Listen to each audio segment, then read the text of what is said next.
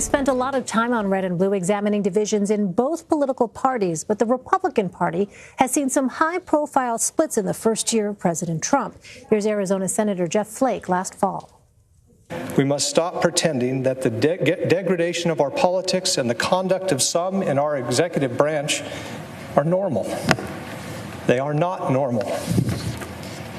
Reckless, outrageous, and undignified behavior has become excused and countenanced as telling it like it is, when it is actually just reckless, outrageous, and undignified.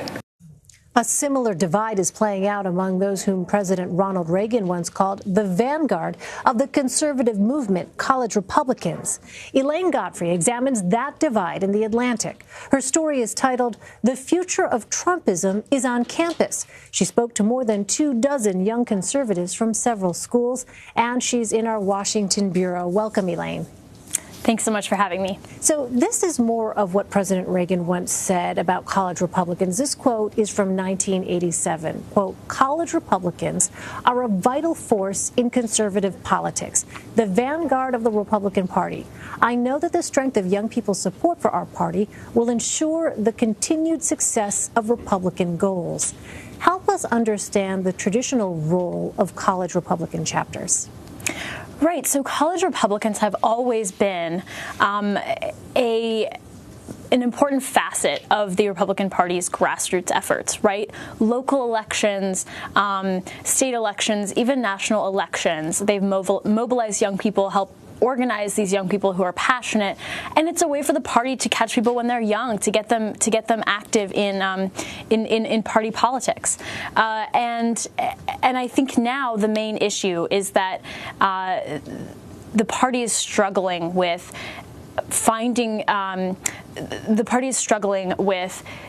getting these people to get behind a certain set of principles and goals. They're really struggling to agree on what the goals should be that they're furthering within the party.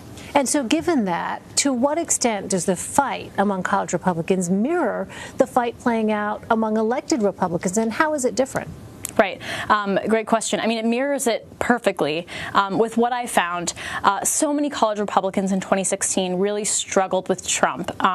They thought he wasn't really a conservative. They thought that he didn't stand for family values. He didn't stand for things that conservatives typically stand for. They thought he had been a liberal most of his life, and they didn't find him to be ideologically consistent. And the same thing is true for the Jeff Flakes, the Ben Sasses of the National Party, and then you have the Trump people who, at the university level, these are young people who are super excited by this disrupting force. He doesn't really fit the mold of a Republican, at least in how he speaks and how the things that he's pushing for. And they like that. They like that he's speaking for the working class. They feel, and I think the same for Trump supporters on the national level, right? They feel heard finally, and they like that he's disrupting politics as usual, establishment politics. Well, the Harvard Institute of Politics polled Americans under 30 last fall and found that just 22% identify as Republican. A Pew study found that almost a quarter of young Republicans moved away from the party between 2015 and 2017. How do the students you spoke to explain that? So, I mean, the college Republicans that I spoke to, and I mean lowercase college Republicans, just the college students who identify as Republican, they really see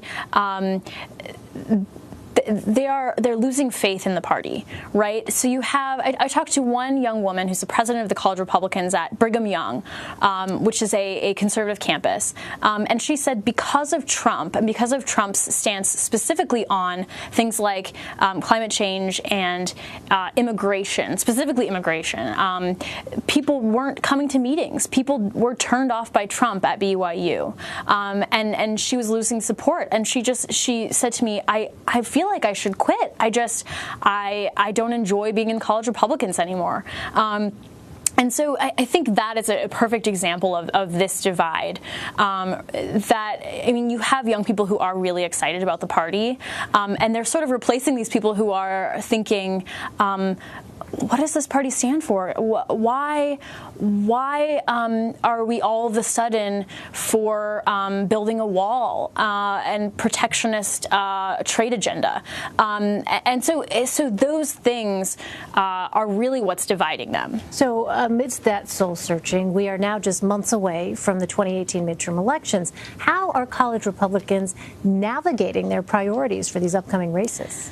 Yeah, I mean, so college Republicans who don't support Trump will tell you that they will support any Republican that gets the nomination that upholds traditional conservative values.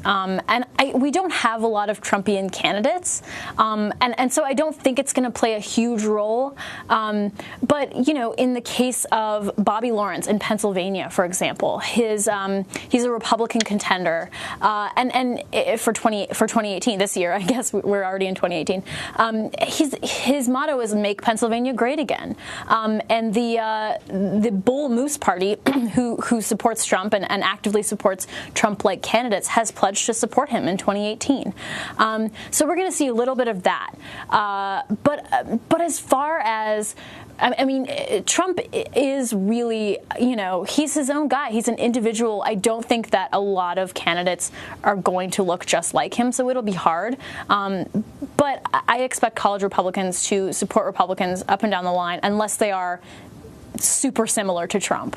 Well, we know you'll be watching closely. So will we. Elaine Godfrey, thanks so much for your insight, Elaine. Really appreciate it. Thanks for having me.